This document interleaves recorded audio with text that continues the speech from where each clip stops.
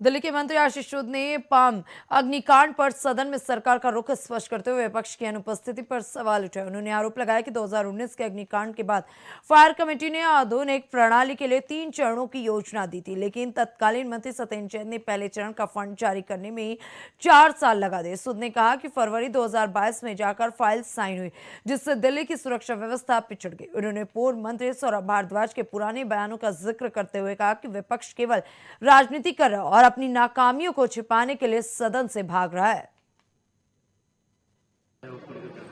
देखिए, मैंने सरकार की तरफ से पालम क्षेत्र के दुखद हादसे पर सरकार का पक्ष रखा है।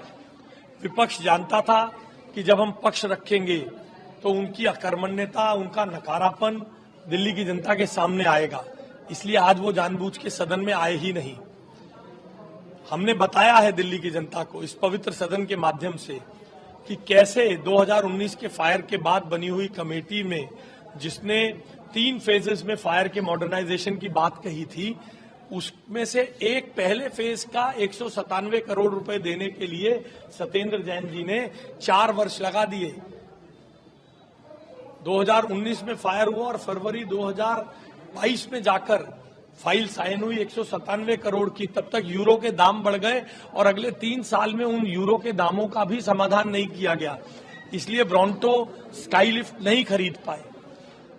मैंने सदन को बताया कैसे तत्कालीन मंत्री सौरभ भारद्वाज ने विवेक विहार के बच्चों के हॉस्पिटल की फायर पे ये कहा कि मीडिया जिम्मेदार है, और आज वे लोग गिद्धों की तरह राजनीति कर रहे हैं।